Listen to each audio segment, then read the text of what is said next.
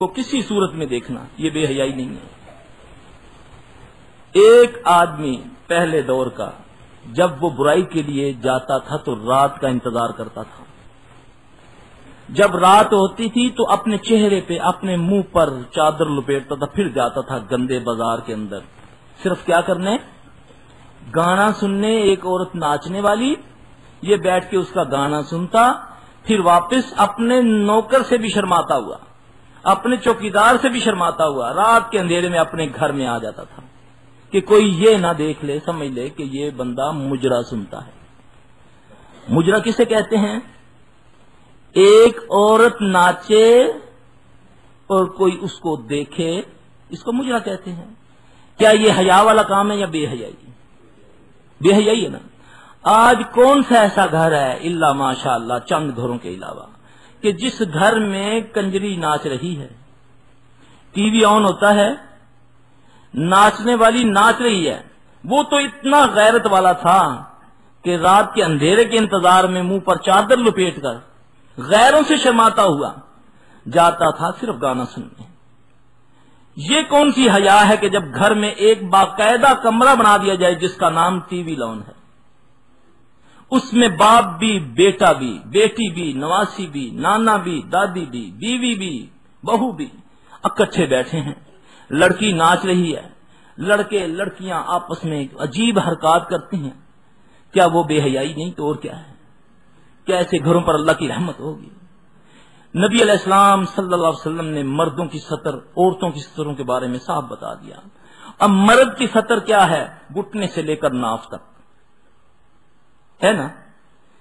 کیا غیر کسی شرعی عذر کے ہم کوئی آپس میں دیکھ سکتا ہے کوئی مرد بھی اس کا؟ میرے نبی صلی اللہ علیہ وآلہ وسلم ایک جگہ تشریف فرما ہے، آپ کے ران سے تھوڑا سا کپڑا ہٹا ہوا ہے تو دیکھا عثمان رضی اللہ عنہ آ رہے ہیں، ایک دم سیدھے ہو کر بیٹھ کے فرمانے لگے میرا وہ ساتھی آ رہا ہے جس کی حیا سے فرشتے بھی حیا کرتے ہیں۔ میرے بھائیو، ہم اس نبی با حیا نبی کی امتی ہیں۔ آج بہن بیٹیوں میں بیٹھ کر ریسلنگ دیکھتے ہیں، ریسلنگ، ننگا پہلوان ہوتا ہے، بالکل ننگا، پتہ نہیں وہ خبیث کون ہے، گندا یہودی عیسائی لانتی کیا ہے۔ ہم اس کو بچوں کو بھی دکھاتے ہیں، بہن بیٹیوں کو بھی دکھاتے ہیں۔ ہماری حیا کدھر ہے؟ کدھر ہے ہماری غیرت؟ کہاں ہوں گی ہماری دعائیں قبول جب اللہ قرآن میں کہے، اللہ فرمائے فَلْيَسْتَجِيبُوا لِي وَلْيُؤْمِنُوا بِي، شرط ہے میں تمہاری دعائیں قبول کرتا ہوں مگر تمہیں چاہیے کہ میرے حکم پر چلو، ہے کہ نہیں؟ اس سے غور کرنا میرا بھائی۔ میرے اللہ کے قانون نہیں بدلا کرتے۔ اللہ خود خالق، مالک، ساری کائنات کو بنانے والا، اپنے قانون بنا کر خود اس پر عمل کرتا ہے۔ وہ کیسے برداشت کرے؟ وہ کیسے دیکھے کہ میری بنائی ہوئی مخلوق میرے سامنے میری نافرمانی کرے؟ ایک وقت مقرر کیا ہوا ہے، اس سے پہلے وہ فرماتا ہے میں نہیں کہوں، کچھ نہیں کہوں۔ لیکن آپ دیکھیں کہ ہم عذر قرآن پر دیں، علماء پر دیں اور اپنے گھروں کا، اپنے معاملات کا جائزہ نہ لیں۔ جھوٹ بولیں تب بھی کوئی پرواہ نہیں، دھوکہ دیں تب بھی کوئی پرواہ نہیں، پھر کہیں جی کہ ہماری عبادات قبول نہیں ہوتی، ہماری نمازیں قبول، اللہ تو ساڈی سندا ہی نہیں۔ استغفر اللہ۔ اللہ فرمائے فَلْيَسْتَجِيبُوا لِي، میں تمہاری دعائیں قبول کرتا ہوں۔ ہم کہتے ہیں اللہ ہماری سنتا نہیں۔ میرا بھائی، اپنے معاملات کو سیدھا رکھو۔ شیطان کب قابو میں آتا ہے؟ شیطان کا زور کن پر نہیں چلتا، یہ میرا اللہ نے صاف کہہ دیا، إِنَّهُ لَيْسَ لَهُ سُلْطَانٌ عَلَى الَّذِينَ آمَنُوا وَعَلَىٰ رَبِّهِمْ يَتَوَكَّلُونَ۔ کیا اللہ پر توکل ہے ہماری؟ اگر توکل ہے تو پھر مجھ پر زور کیوں چلا؟ ضرور میرے معاملات میں، میرے رزق میں کہیں کچھ مسئلہ ہے، میری زبان میں کوئی معاملہ ہے، میرے کانوں میں کوئی معاملہ ہے، میری آنکھوں میں کوئی معاملہ ہے۔ اللہ کے لیے اپنے گھروں کو ان گندگیوں سے پاک کرو۔ جب یہ پاکیزگی ہوگی پھر اللہ کی رحمت آئے گی۔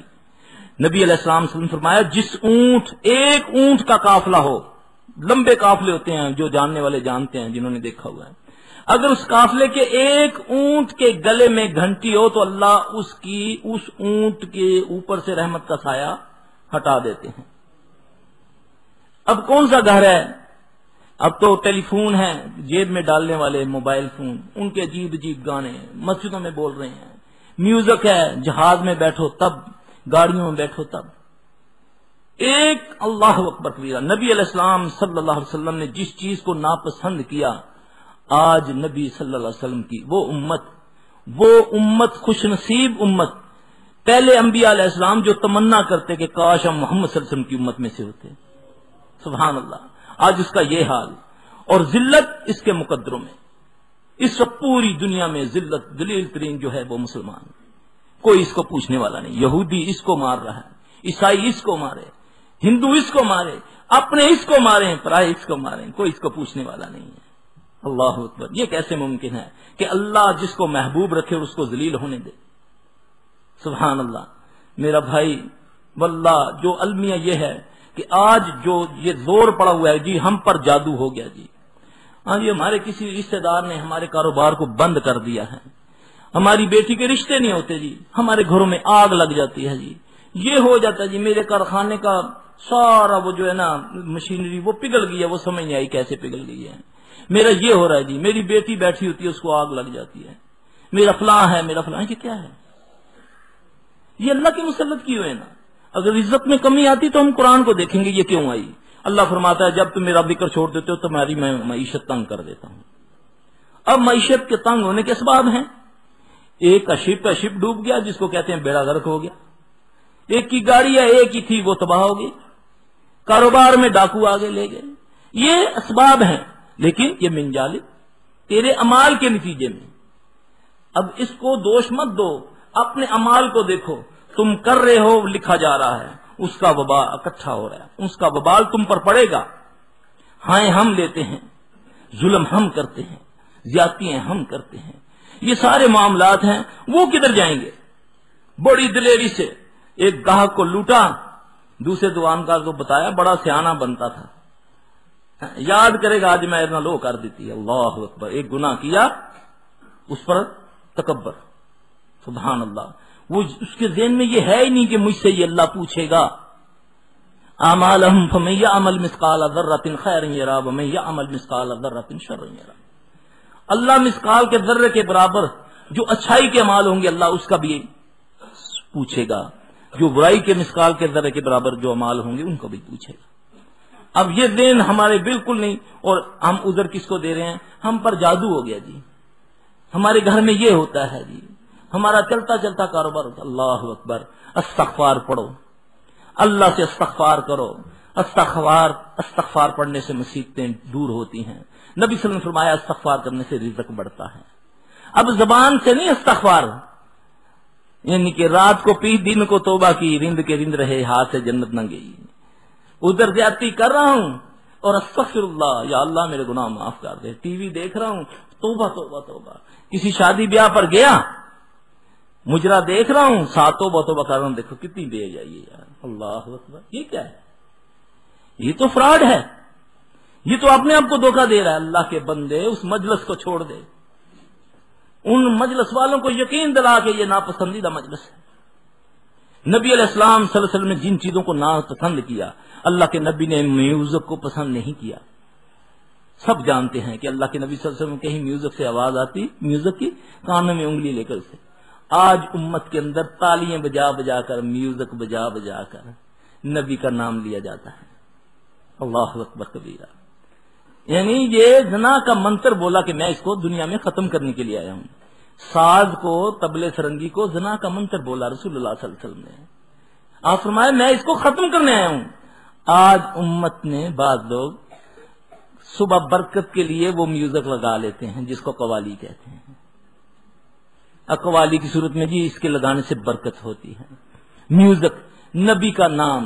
نبی صلی اللہ علیہ وسلم نے فرمایا جبرائیل نے مجھے جب میرے پاس آئے کہنے لگے کہ محمد صلی اللہ علیہ وسلم جب آپ کا نام آئے جو آپ پر درود نہ پڑے اس پر لعنت. اب وہ قوال بھی کثرت سے نبی کا نام لے رہا ہے، سننے والے بھی جھوم رہے ہیں جی، لیکن درود کوئی بھی نہیں پڑھ رہا. اور لے بھی کس کے ساتھ نام رہے ہیں؟ اس زنا کے منتر کے ساتھ. اللہ اکبر کبیرہ.